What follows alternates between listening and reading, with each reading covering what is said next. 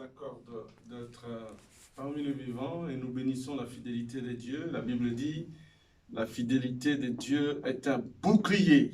Amen. Et la fidélité de Dieu est une cuirasse. Amen. Les hommes peuvent changer, mais Dieu reste le même. Amen. Hier, aujourd'hui et éternellement. Amen. La Bible déclare encore que les hommes peuvent devenir infidèles, mais notre Dieu ne peut se renier lui-même. Amen. Et ce qu'il a dit, c'est ce qu'il accomplira. Amen. Père, nous bénissons ton amour. Tu nous as gardés par ta bonté. Tu nous as gardés par ton amour. Et tu nous comptes encore parmi les vivants. Nous te disons merci. Merci Seigneur notre Dieu pour ce rendez-vous. Merci Seigneur Dieu d'Israël pour ce moment où la foi d'un racheté va être édifiée par les oracles sortant de toi. Adonai, la Bible déclare que la foi vient de ce qu'on entend. Ce qu'on entend vient de la parole du Christ. Tu es toi-même la parole et tu veilles sur ta propre parole, le soleil de la justice. Jésus-Christ de Nazareth. Père, merci d'ouvrir le ciel et qu'il y ait une inspiration, qu'il y ait une communication avec ton trône, Dieu des esprits de prophètes. Que le ciel s'ouvre, Seigneur, et que ton esprit, le Saint-Esprit opère. Ne regarde pas nos péchés, ne regarde pas nos iniquités, nos égarements, mais que ta miséricorde soit sur nous. Nous bénissons ta fidélité, nous comptons encore sur toi. Au nom de Jésus-Christ de Nazareth, que tout ce qui n'est pas de toi soit éloigné de nous maintenant dans le nom de Jésus-Christ de Nazareth. Et que ton règne vienne, Adonai. Nous bénissons ta grâce au milieu de nous. Au nom de Jésus-Christ, notre Dieu. Amen. Voilà, bien-aimés, nous sommes encore à notre rendez-vous. Nous sommes arrivés à notre point 9 où nous parlons de la thérapie, du traitement de la compromission dans le service de Dieu. Voilà, nous avons évoqué des aspects préventifs, comment on peut prévenir dans le traitement, parce que, dit-on, mieux vaut prévenir que guérir. Et notre Dieu est tellement dans ce principe de la prévention qu'il nous alerte chaque fois lorsque le péché se couche devant la porte de nos cœurs. Souvenons-nous de ce qu'il a dit à Caïn. Le péché se porte sur la porte de ton cœur. Ses envies sur toi dominent. Alors, nous avons évoqué cet aspect de la prévention et nous sommes arrivés à l'aspect curatif du vrai traitement, le vrai traitement des chocs. Mardi dernier, bien aimé, nous avons évoqué un aspect très important sur le rôle, la fonction du Saint-Esprit. Le Seigneur Jésus nous a dit, avant de partir, qu'il était intéressant pour nous qu'il s'en aille et que le Consolateur vienne. Nous avons vu vraiment que le Consolateur, le Saint-Esprit, est un bénéfice pour nous. Amen. Il est vraiment un bénéfice pour nous. Alléluia. Amen. Le Seigneur Jésus-Christ a dit, le Consolateur, quand il viendra, il ne parlera pas de lui-même, mais il prendra tout ce qui est à Jésus-Christ et il nous le révélera. Amen. Alléluia. Amen. Ça, c'est un aspect très important. Alors, bien aimé dans le Seigneur, nous avons dit un élément très important en disant que le succès de l'aspect ou du traitement curatif de cette partie où nous sommes arrivés, dans le succès du traitement curatif dans la compromission, dans le service de Dieu, le succès dépend de la conscience préalable de son état dans la compromission. Il faut que le serviteur de Dieu soit conscient de son état. Alléluia. Amen. Je suis en train de voir un peu, je fais le parallèle un peu avec le retour du fils prodigue. Amen. Amen. Dans le retour du fils prodigue, la Bible déclare que, étant entré en lui-même, amen, amen, amen. Amen. Étant entré en lui-même, le fils prodigue se dit, mais dans la maison de mon père, alléluia. Amen. Oui, j'ai dépensé tout ce que mon père m'a donné. Oui, j'ai eu droit à l'héritage du père. Et d'abord, j'ai usé de l'audace, du courage d'aller réclamer ma bénédiction. Parce que je suis arrivé à l'âge de la maturité. J'ai eu l'audace de réclamer ma part. Ce n'était pas mauvais. Mais le problème, c'était dans la gestion de la part qui lui était due. Amen, amen, amen. Amen. Et la Bible dit, lorsqu'il s'est rendu compte, étant entré à lui-même, la conscience, la prise de conscience. Lorsque nous parlons de la révolution, lorsque nous parlons du changement, lorsque nous parlons de de la transformation, ça ne peut pas avoir lieu lorsque soi-même on n'est pas en état de réaliser que la situation dans laquelle l'on vit n'est pas conforme à ce à quoi on aspire. Alléluia. Amen. Ou à la situation antérieure qu'on avait. On avait une position très élevée, on avait une harmonie avec son Dieu, son maître, le propriétaire du service, hein, mais ça basculait et on vit autre chose. Il faut d'abord cette prise de conscience. La prise de conscience, elle est capitale. On ne peut pas parler de la révolution, on ne peut pas parler du changement quand il n'y a pas la prise de conscience. Et nous avons souligné que cette prise de conscience résulte de la conviction du péché par le Saint-Esprit. Amen. Amen. C'est le Saint-Esprit qui convainc du péché. Jean chapitre 16 le déclare. Amen, amen, amen. Amen. Laissez-moi me donner un plaisir de pouvoir lire cette parole de Dieu dans Jean 16. La Bible dit dans Jean 16, il dit, lorsque l'Esprit viendra, et le verset 8 de Jean 16, il dit, et quand il sera venu, il convaincra le monde en ce qui concerne le péché. Le péché. Nous y reviendrons. Pourquoi il parle du péché? La justice et le jugement. Nous, on reste d'abord dans ce premier aspect de la conviction du Saint-Esprit du péché. Alléluia. Amen. Donc, bien aimé, nous avons souligné que la réussite du traitement curatif dépend d'abord de la conscience que le serviteur de Dieu a de sa situation et qu'il est dans la compromission et qu'il faut un changement avec toutes les conséquences secondaires à la compromission.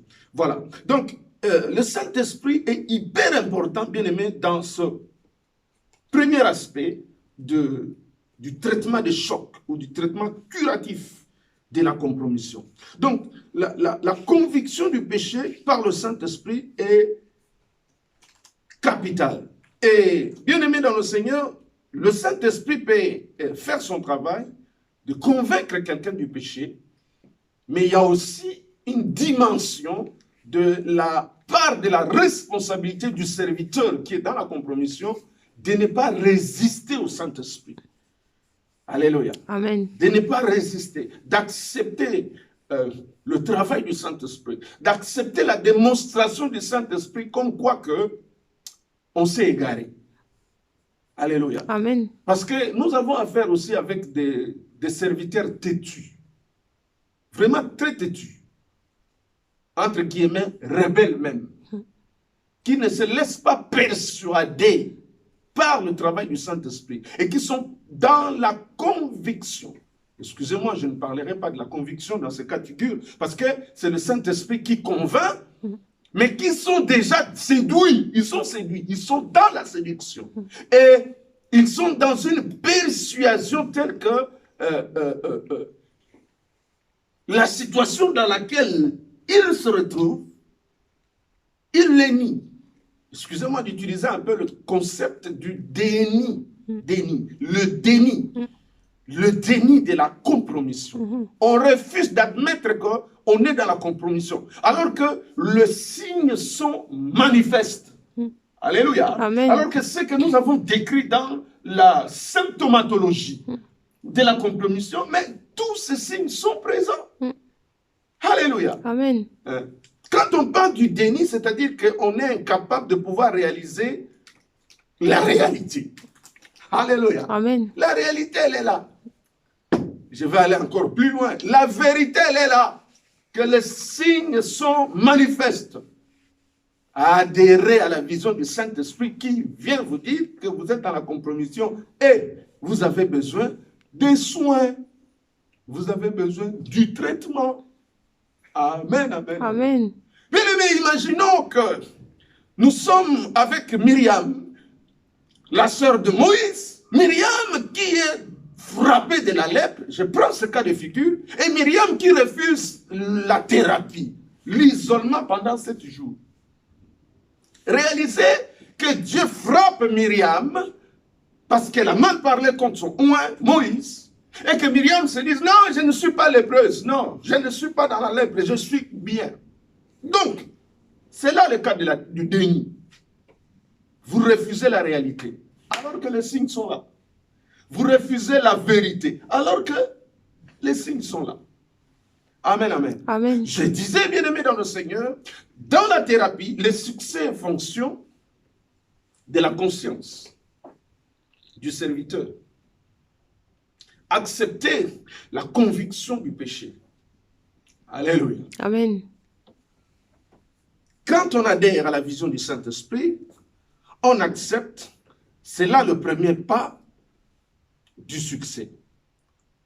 Alléluia. Amen. Refuser d'admettre une évidence, une réalité ou une vérité spirituelle révélée par le Saint-Esprit, c'est résister au Saint-Esprit. Alléluia. Amen. Refuser ou rester dans le déni, refuser d'admettre l'évidence d'une vérité spirituelle ou d'une réalité spirituelle révélée par le Saint-Esprit est une résistance au Saint-Esprit. On résiste au Saint-Esprit. Et c'est très grave.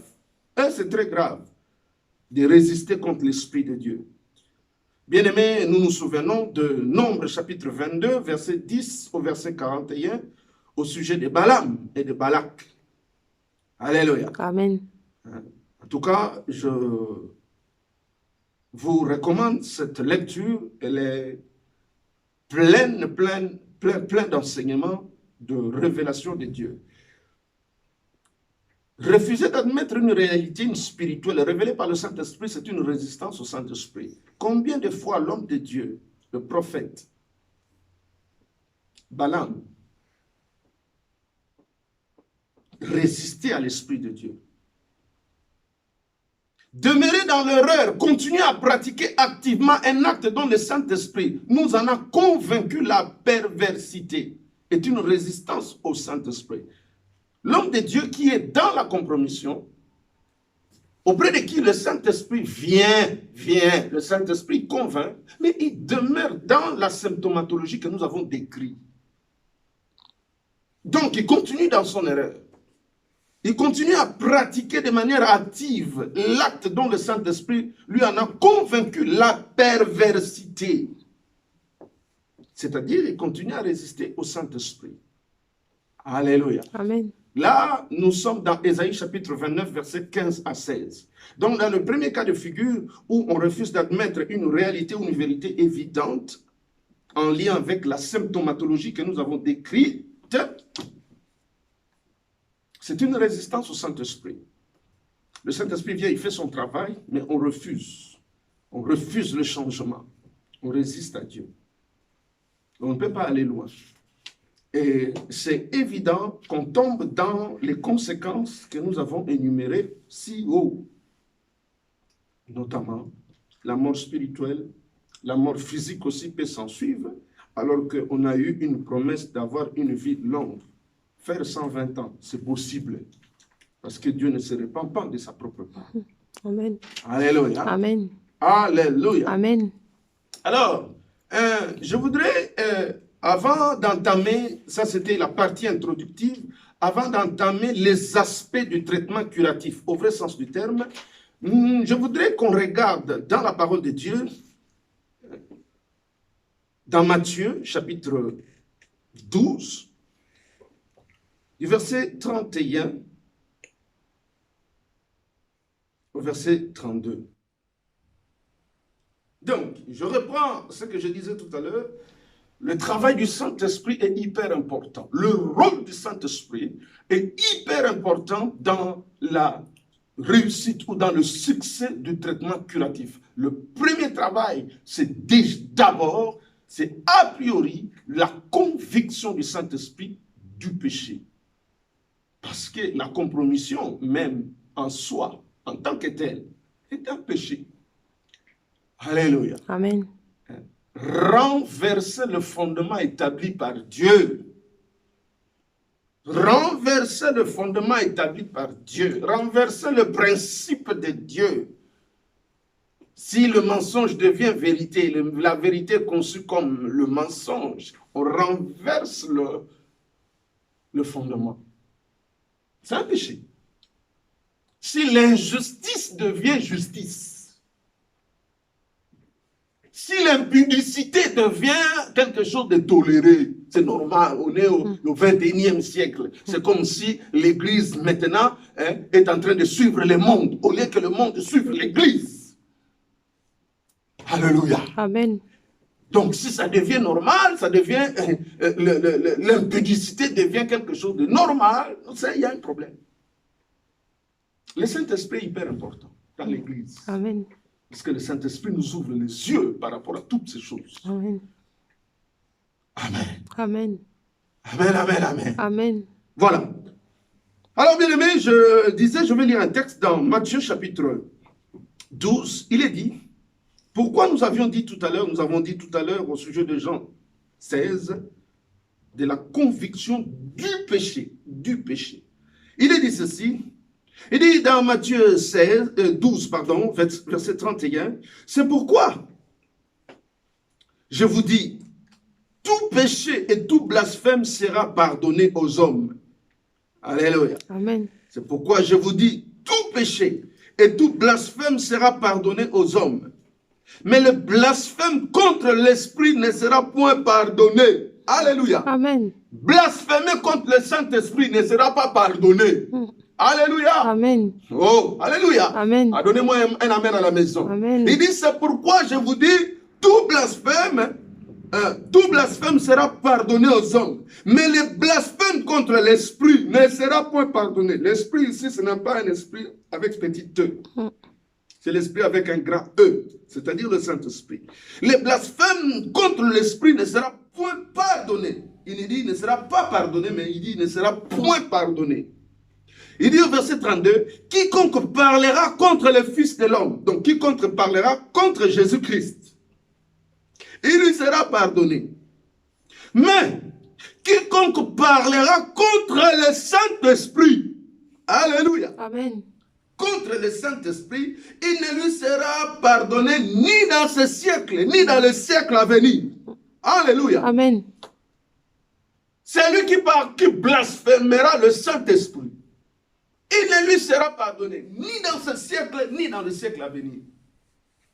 Dieu dit dans Ésaïe 1, 18, il dit, même si vos péchés sont rouges, tu connais la suite. Et nous connaissons la suite. Il dit, venons, plaidons. Le sang puissant de Jésus-Christ de Nazareth nous sanctifiera, nous rendra blanc, plus blanc que neige. Oh, quelqu'un me donne amen, amen. Amen. Je fais un appel à toi qui pense que je ne sais pas quel péché tu as fait. Tu es dans la culpabilité. Je suis en train de lancer un appel solennel. Tourne-toi à Dieu. Tourne-toi à Dieu. Tourne-toi à Dieu. Le psaume 136 déclare, car sa miséricorde dure toujours. Amen. Alléluia. Amen. Mais la Bible déclare ici que tout blasphème contre le Saint-Esprit ne sera pardonné ni dans ce siècle, ni dans le siècle à venir. Alléluia. Amen. Je voudrais un peu qu'on reste là et qu'on médite un peu en lien avec Jean chapitre 16 que nous avons vu tout à l'heure, qui est hyper important dans notre processus de la thérapie, dans l'aspect curatif de la compromission. Il est hyper important de souligner ces aspects. Bien-aimés, quand on parle du blasphème contre le Saint-Esprit, et d'ailleurs, au sujet du Saint-Esprit, qu'est-ce que le Seigneur Jésus-Christ nous enseigne? Le Seigneur Jésus-Christ nous dit, toujours dans Jean, il dit, lorsque le Paraclet viendra, quand l'Esprit viendra, alléluia, Amen. Hein, l'Esprit qui a été promis dans Joël chapitre 2, oh, alléluia, j'aime le prophète Joël, alléluia, permettez-moi la tautologie ou la répétition. Joël, c'est un prophète prophétique. Alléluia. Hein? On envisage les grandes choses qui vont venir dans le temps à venir. Alléluia. Amen. Pas le plaisir éphémère, pas les choses passagères de la terre, pas le plaisir de la voiture, pas le plaisir d'avoir acheté une maison. Les grandes choses promises par l'Éternel dans le temps à venir, mais qui vont s'accomplir. J'aime le prophète Joël. Dieu l'a puissamment utilisé. Dieu lui a dit, l'Esprit viendra, l'Esprit descendra, le Saint-Esprit descendra. Il dit, vos fils et vos filles prophétiseront. Amen. Les jeunes gens auront des visions, des vieillards, des songes. Il dit, je répandrai mon esprit sur des serviteurs et sur des servantes. Amen. Amen. Amen. Mes servantes entreront dans les lieux très saints. Alléluia. Amen. Dans la dispensation avec Moïse, dans la loi, quelle est cette femme servante qui avait droit à entrer dans le lieu très saint? Où est-elle dans la parole? Mais lorsque l'Esprit arrive, quand le soleil de la justice renverse la tête du serpent à la croix, et quand il envoie son esprit à la Pentecôte, les servantes ont droit à entrer dans le lieu très saint. Parce que la route a été déjà inaugurée. Amen. Amen. Amen. L'autoroute est ouverte. Le corps du Christ, le sang de Jésus répandu à la croix. Bien aimé, l'autoroute est ouverte. Amen. Je suis en train d'imaginer une scène où on doit couper la banderole pour l'inauguration de l'autoroute, de l'accès dans la gloire du Père. Alléluia. Amen. Et bien aimé, tout ça, le soleil de la justice prophétise que quand le Saint-Esprit viendra, laissez-moi évoquer un peu cet aspect parce que c'est hyper important. Pourquoi je l'évoque? Parce que nous sommes dans la semaine, quelle semaine nous sommes aujourd'hui? Vendredi, samedi, dimanche prochain, dans le calendrier romain. La Pâque de Dieu. Amen. Amen. Amen. Amen. Amen. La Pâque de Dieu. Amen. Gloire au Saint-Esprit de Dieu. Jésus-Christ déclare, il dit, quand le Consolateur viendra, le Saint-Esprit, il ne parlera pas de lui-même. Alléluia. Amen. Je suis dans Jean 16, verset 13. Il dit, quand le Consolateur sera venu, l'Esprit de vérité, il vous conduira dans toute la vérité. Amen. Amen. Il vous conduira comme l'ange de l'Éternel avait conduit Israël dans le désert. Amen. Dieu a dit à Moïse, vous ferez attention avec l'ange de l'Éternel. Lui, il vous conduira. Il vous conduira. Il vous conduira. Amen. Et dans la dispensation actuelle, bien aimé, l'Église, dans Israël, c'était l'ange de l'Éternel, le chemin vers la direction vers la terre promise. Mais là, il est question du Saint-Esprit qui est en train de conduire l'Église. Direction. On entend le son de la trompette retentir. Direction la Jérusalem d'en haut. Amen. Alléluia. Amen. Il dit, il vous conduira dans toute la vérité. Car il ne parlera pas de lui-même, mais il dira tout ce qu'il aura entendu. Il vous annoncera les choses à venir. Verset 14. Il me glorifia parce qu'il prendra ce qui est à moi et vous l'annoncera. Amen. Amen. Le Saint-Esprit ne parlera pas de lui-même, mais le Saint-Esprit parlera de Jésus-Christ de Nazareth. Amen. De l'homme de la croix de Golgotha. Amen. De celui qui a écrasé la tête du serpent. Amen, amen. Oh, quel événement harmonieux, quel événement glorieux, quel événement puissant, bien-aimé. Il y a des événements dans la parole. Nous disons gloire à Dieu, alléluia. Mais la croix de Jésus-Christ de Nazareth, oh, c'est un événement crucial. C'est le fondement même de notre foi. Amen. Alléluia. Amen. Si la croix n'avait pas été accomplie, notre foi serait vaine. Alléluia. Dit l'apôtre Paul. Le Saint-Esprit, quand il viendra, il prendra tout ce qui est à Jésus-Christ, il nous l'annoncera, il nous enseignera. Et qu'est-ce qu'enseigne le Saint-Esprit? Amen. Amen. Amen, amen, amen. Amen. Amen. Qu'est-ce qu'enseigne le Saint-Esprit? Le Saint-Esprit enseigne que Jésus-Christ est le Fils de Dieu. Amen. Le Saint-Esprit enseigne que Jésus-Christ est le chemin. Amen. Jésus-Christ est la vérité. Amen. Jésus-Christ est la vie. Amen. Lorsque le Saint-Esprit est descendu à la Pentecôte, la Bible déclare que les gens ont cru qu'ils étaient ivres, alors que c'était seulement la 9e heure. Alléluia. Amen. Pierre se lève en disant, ces gens-ci ne sont pas ivres. Ces gens-ci sont en train d'expérimenter ou viennent d'expérimenter l'accomplissement de la promesse de Dieu. Il parle de mystère de Dieu. C'est pourquoi vous êtes dans l'étonnement. Oh, bien aimé, que le Saint-Esprit de Dieu étonne les gens dans ta vie. Amen. Que le Saint-Esprit commence à étonner les gens dans ta vie pour ce que Dieu va faire. Amen. Amen. Que le Saint-Esprit bouleverse, que le Saint-Esprit surprenne les gens. Parce que c'est le travail que le Saint-Esprit a fait. Laissez-moi le lire quand même. Je suis dans Actes des Apôtres, chapitre 2. La Bible déclare, dans Actes des Apôtres, chapitre 2, le verset 6 dit, au bruit qu'il y eut, la multitude accourut, et elle fut confondue parce que chacun les entendit parler dans sa langue. Alléluia. Amen. Oui, que le Saint-Esprit commence à t'utiliser. Que le Saint-Esprit commence à te remplir. Amen. Comme dans Luc, chapitre 4, où la Bible déclare Jésus-Christ rempli de l'Esprit. Amen. Et la Bible déclare encore dans Luc 4, toujours au verset 14, Jésus-Christ revêtu du Saint-Esprit. Que le Saint-Esprit te remplisse, que le Saint-Esprit te revête. Et quand le Saint-Esprit te remplira, te revêtira, il confondra tes adversaires. Amen, amen, amen. Tu vas commencer à exprimer des choses que le monde ne comprendra jamais. Amen. C'est alors que le monde de ton entourage sera dans la confusion. La Bible continue en disant, verset 7, ils étaient tous dans l'étonnement et la surprise. Laissez-moi parler de l'étonnement et de la surprise. Oui, je prophétise dans ta vie. Le Saint-Esprit va étonner les gens. Amen, amen, le Saint-Esprit va amen. surprendre les Amen. gens. Ah, si tu dis Amen avec moi, Amen. reçois le nom de Amen, Jésus. amen, Le Saint-Esprit va commencer à t'ouvrir les yeux. Amen. Le Saint-Esprit va briser, va faire tomber les écailles Amen, des amen, yeux. amen. Vous savez, l'apôtre Paul, quand il a rencontré le soleil de la justice sur le chemin de Damas, la Bible dit, bien que regardant, bien que voyant, il ne voyait rien. Il lui fallait une imposition de main d'Ananias, afin que les écailles tombent. Oh, que mon Dieu étende sa main là où tu es, bien-aimé dans le Seigneur, car Jérémie 23 déclare que Dieu est le Dieu de près, il est aussi le Dieu de loin. Amen. De loin, il est Dieu. Amen. De près, il est Dieu. Amen. Moi, je suis en ligne, je prêche au nom de Jésus-Christ, Amen. la main de Dieu. Ésaïe 59, verset 1 qui déclare, non, la main de l'Éternel n'est pas trop Amen. courte. Amen. Oui, que cette main te saisisse. Amen. Que la main de l'Éternel te saisisse. Amen. Que la main de l'Éternel te touche. Amen. Que la main de l'Éternel par l'onction du Amen. Saint-Esprit. Amen. Oui, saisisse ce qui est à toi. Amen. Et bien aimé, fasse tomber les écailles de tes yeux. Amen. Et que ton entourage cette fois-ci soit dans la surprise la plus Amen. totale. Amen. Parce que quand Dieu te touche par l'esprit de la vérité, il y a un changement. Amen. Il y a un changement. Amen. Il y a un changement. Amen. Louange à Jésus-Christ, le soleil de la justice. Louange au Dieu des esprits des prophètes. Louange à l'agneau de Dieu immolé qui nous a envoyé le Saint-Esprit. Bien-aimé, j'aime mon Seigneur Jésus. Mystique. Amen. Alléluia. Amen. Alléluia. Amen. Il nous dit l'Esprit que le Père enverra en mon nom. Et il va encore plus loin, affirmer que l'Esprit que moi-même j'enverrai.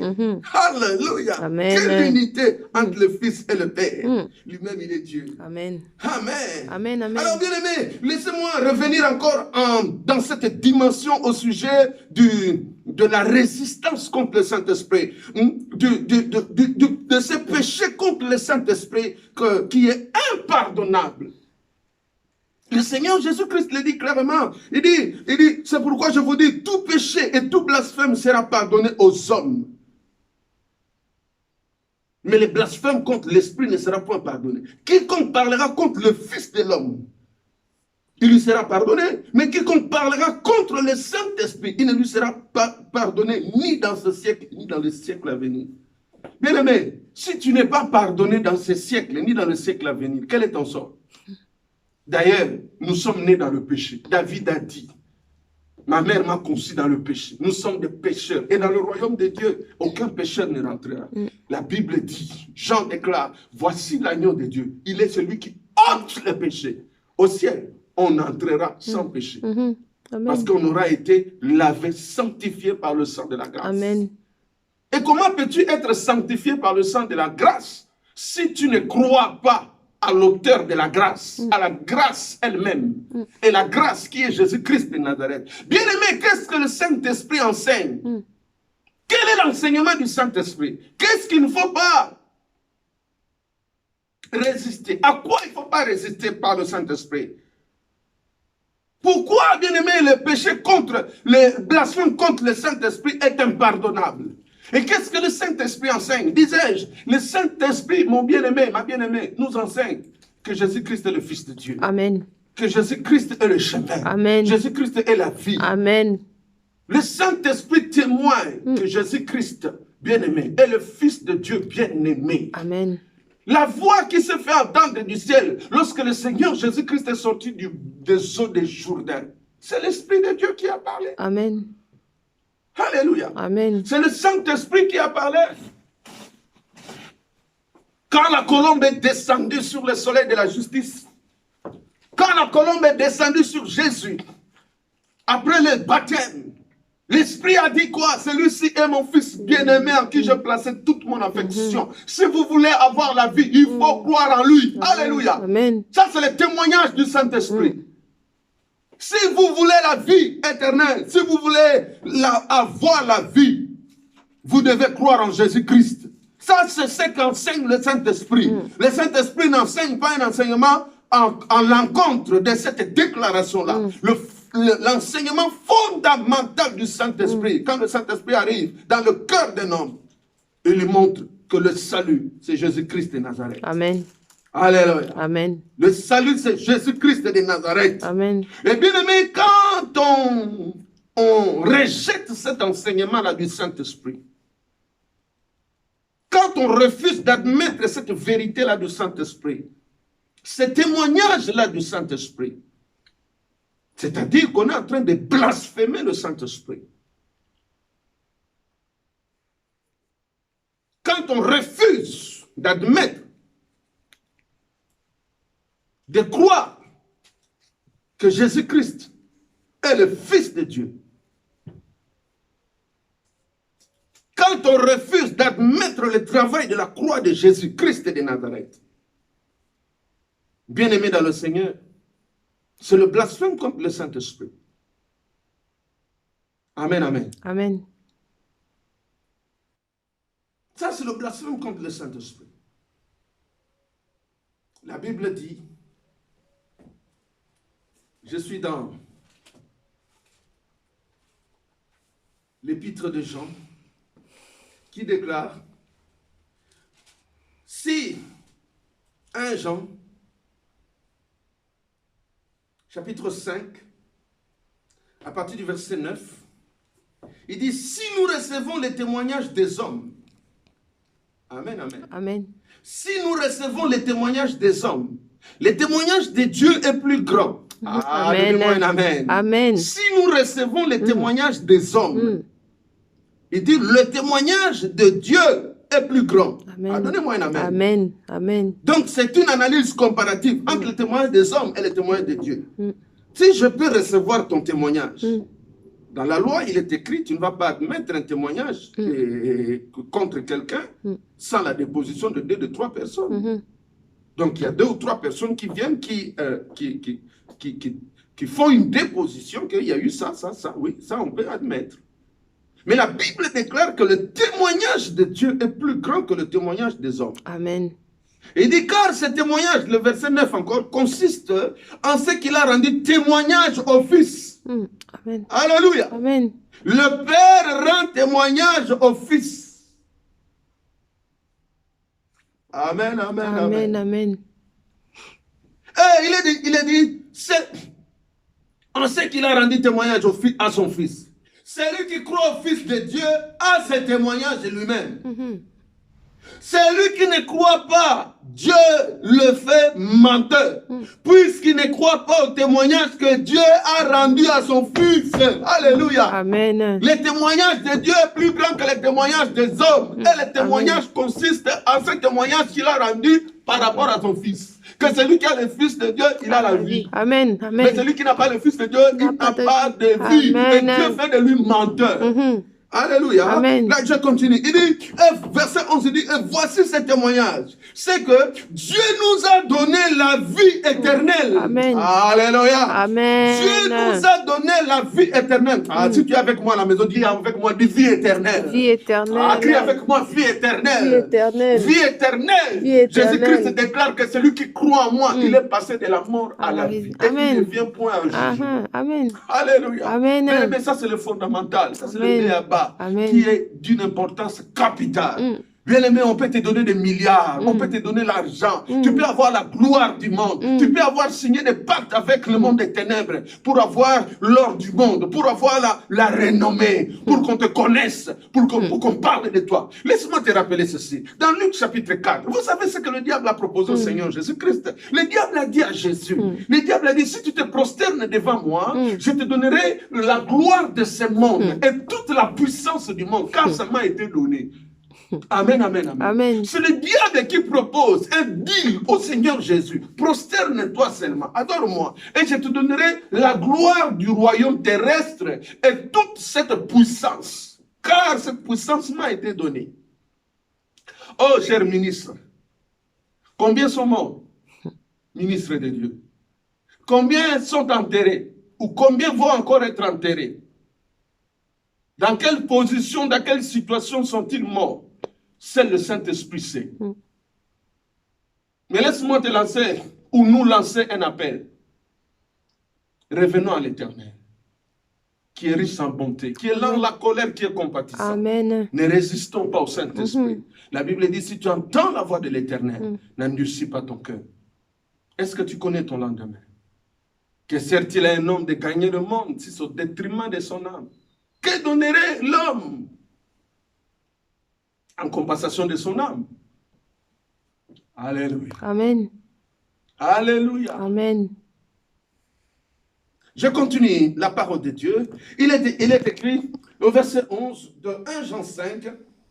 Il dit, et voici ce témoignage, c'est que Dieu nous a donné la vie éternelle et que cette vie est dans son Fils. Amen. Alléluia. Amen. La vie éternelle est Dans- dans le Fils de Dieu. Laissez-moi revenir sur les B.A.B.A., le fondamental. Ça, c'est hyper important. Et c'est le fondamental qui construit notre avenir. Amen. Même si on peut devenir ce qu'on peut devenir. Mais le B.A.B.A., la fondation, le faible commencement. Alléluia. Amen. Il dit, et voici ce témoignage, c'est que Dieu nous a donné la vie éternelle et que cette vie est dans son Fils. Amen. Celui qui a le Fils a la vie. Amen. Celui qui n'a pas le Fils de Dieu n'a pas la vie éternelle. Amen.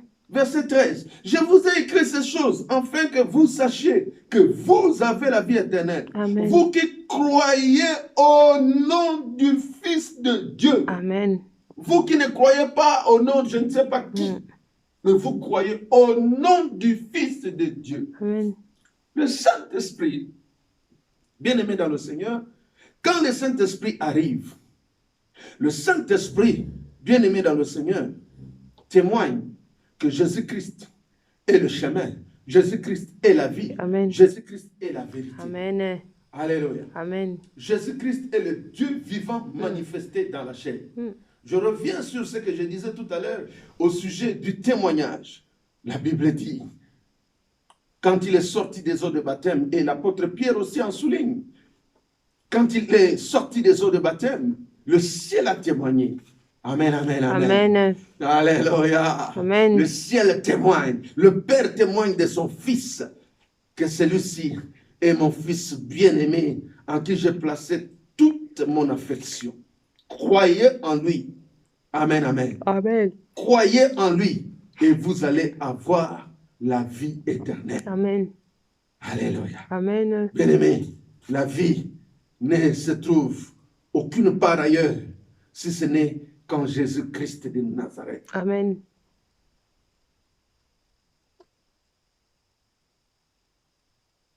Voici ce que l'apôtre Pierre dit.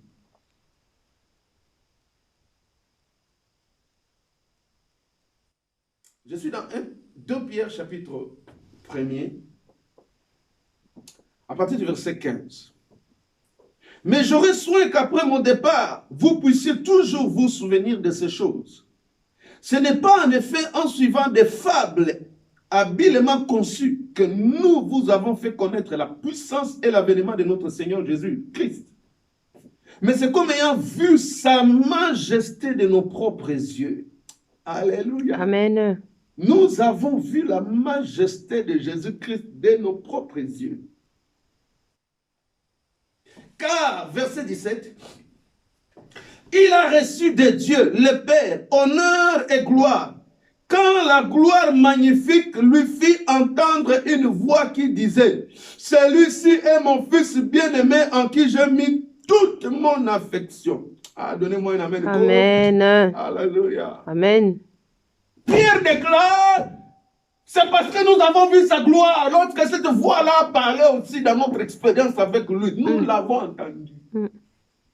Amen. Amen. Je reprends le verset 17 et 18. Car il a reçu de Dieu le Père honneur et gloire. Quand la gloire magnifique lui fit entendre une voix qui disait, celui-ci est mon fils bien-aimé en qui j'ai mis toute mon affection. Je vais entendre un grand amen. Amen. Nous avons entendu cette voix venant du ciel lorsque nous étions avec lui sur la sainte montagne. Nous sommes dans une expérience de transfiguration.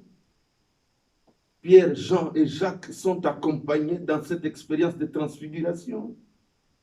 Élie apparaît, Moïse apparaît, conversant avec le Seigneur Jésus-Christ au sujet des choses que le Seigneur allait faire à Jérusalem.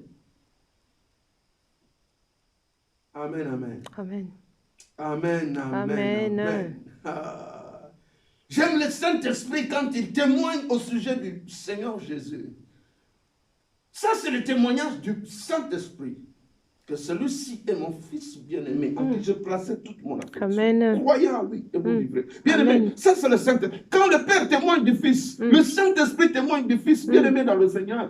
Alors pourquoi refuser? Pourquoi blasphémer? Le péché impardonnable, le blasphème contre le Saint-Esprit ici consiste à refuser le témoignage du Saint-Esprit sur Jésus-Christ, à refuser que Jésus-Christ est le salut, à refuser le salut que Dieu t'offre, toi qui es pauvre pécheur. Refuser le salut que Dieu donne en réponse au péché d'Adam et Ève dans le jardin d'Éden. Car tous ont péché et tous sont privés de la gloire de Dieu. Amen. Car le salaire du péché, c'est la mort. Mais gloire soit rendue à Dieu, qui a tant aimé le monde. Jean chapitre 3, verset 16. Au verset 15, comme Moïse éleva le serpent d'airain, de sorte que ceux qui regardaient le serpent d'airain ayant été mordu par le serpent. Oh, toi qui ne crois pas, laisse-moi te dire que tu as un venin du serpent. Tu as un venin du malin. Tu as un venin de l'incrédulité. Le plus grand péché, c'est l'incrédulité. Le fait de ne pas croire en Jésus-Christ. Le fait de refuser le témoignage du Saint-Esprit. Tu as un venin. Tu as besoin de la sanctification par le sang de la grâce. Jean chapitre 6, verset 55 déclare, mon sang est vraiment un breuvage. Alléluia. Amen. Come on, Holy Ghost.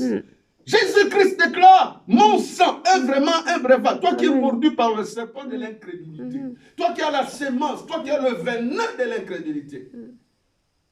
Il n'y a pas deux voix. Il n'y en a pas trois. Il n'y en a pas quatre. Il n'y en a pas cinq. Il n'y en a pas six. Il n'y en a pas sept. Il n'y a qu'une seule voie. Il n'y a qu'un seul chemin. Il n'y a qu'une seule solution. Ta foi en Jésus-Christ. Amen. L'agneau de Dieu qui ôte le péché du monde. Amen. Et dont le sang demeure le breuvage capable d'anéantir la force du venin en toi. Amen. Verset 18. 2 Pierre 1. Et nous avons entendu cette voix venant du ciel lorsque nous étions sur la sainte montagne. Verset 19. Et nous tenons pour d'autant plus certaine la parole prophétique à laquelle vous faites bien de prêter attention. Comme une lampe qui brille dans un lieu obscur jusqu'à ce que le jour vienne apparaître et que l'étoile du matin se lève dans vos cœurs. Quelle est la parole prophétique? La parole prophétique déclare dans Genèse chapitre 3, verset 15, que la postérité de la femme écrasera la tête du serpent. Ça, c'est une parole prophétique.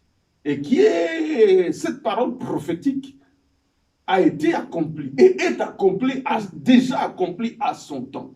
Et il y a une parole prophétique encore qui déclare que la même postérité de la femme qui a écrasé la tête du serpent revient bientôt. Il revient bientôt pour prendre les rachetés, pour prendre son église, aller célébrer avec elle la noce de l'agneau. Bien-aimé, je suis venu préparer ton cœur. Je suis venu préparer ton cœur, toi qui as le venin du serpent. Je suis venu te dire que il y a un péché dont tu ne seras pas pardonné, ni au siècle présent, ni au siècle à venir. C'est l'incrédulité contre Jésus-Christ. Ne pas admettre le témoignage de Dieu. Ne pas admettre que Dieu a tant aimé le monde qu'il a donné son Fils unique. Afin que tu croies et que tu aies la vie éternelle. Tu ne sais pas tes lendemains. Le temps, c'est maintenant. Reviens. Reviens. Reviens, cher ministre. Toi qui es tombé dans la proposition de Luc, chapitre 4. Luc, chapitre 4, verset 6, qui dit, et il lui dit, je te donnerai toute cette puissance et la gloire de ce royaume, car elle m'a été donnée et je la donne à qui je veux. Si donc tu m'adores, elle sera toute à toi. Oh, cher ministre, toi qui es tombé dans ce piège. Jésus-Christ n'est pas venu faire tomber les gens. Jésus-Christ est venu relever les gens. Combien ont fait le pacte avec le monde des ténèbres? Combien ont reçu de l'huile? Ils marchent avec de l'huile qui vient je ne sais où, d'où? Et qui sont morts aujourd'hui. Et qui sont en train de dire dans le séjour des morts, si je savais. Mais c'est trop tard. Hébreux 9, 27. Il est réservé aux hommes de mourir qu'une seule fois. Après quoi vient le jugement. Bien-aimé, avant d'entamer cette partie de la thérapie de choc, j'ai tenu à insister sur le rôle du Saint-Esprit, qui est capital, la conviction du péché. Et le blasphème contre le Saint-Esprit, le danger du blasphème contre le Saint-Esprit, impardonnable au siècle présent et au siècle à venir. Ce n'est pas moi qui l'ai dit. Nous avons lu la parole de Dieu. Mais c'est possible tant que tu vis encore de revenir au pied de la croix de Jésus. Christ de Nazareth, expérimenter son pardon. Pilate a dit, il était de coutume dans la tradition juive, à chaque Pâques, de libérer un brigand, de libérer un malfaiteur. Je suis venu déclarer, pour cette Pâques,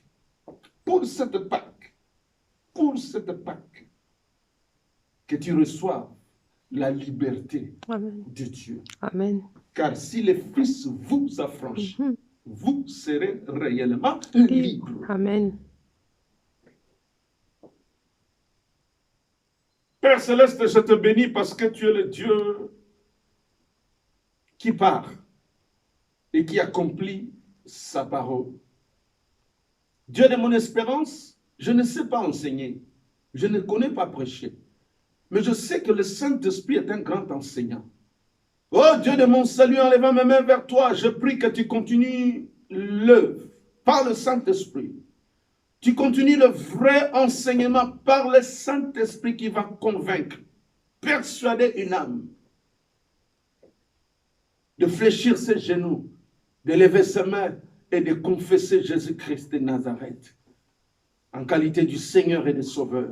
La Bible déclare, c'est en croyant du cœur qu'on parvient à la justice, mais c'est en confessant de la bouche qu'on parvient au salut. Saint-Esprit de Dieu, pour cette semaine pascale, qu'une âme soit libérée de la prison satanique, qu'une âme soit libérée des chaînes de l'incrédulité, qu'une âme soit libérée de la puissance du venin du serpent, qu'une âme soit libérée des chaînes de l'incrédulité. Saint-Esprit de Dieu, la Bible déclare que le vouloir de Dieu n'est pas que le méchant périsse, mais que le méchant soit sauvé en revenant sur ses pas. Oh Dieu de mon salut, merci d'attirer encore une âme. Merci Seigneur notre Dieu d'ouvrir l'oreille spirituelle, l'entendement spirituel d'une âme qui a entendu ce message. De lui donner l'entendement spirituel des disciples comme Ésaïe le déclare. Dieu de mon salut, Seigneur, la Bible déclare qu'il y a de la joie au ciel lorsqu'une âme se convertit. Je prie, Saint-Esprit de Dieu, de faire ton travail. Ramène ton serviteur qui est tombé dans la compromission, mais qui est dans le déni, qui refuse d'admettre sa souillure. Saint-Esprit de Dieu, c'est toi qui fais le travail mieux que les hommes. Merci de le faire. Père, sois loué, sois élevé et sois magnifié, Adonai, parce que la gloire est pour toi.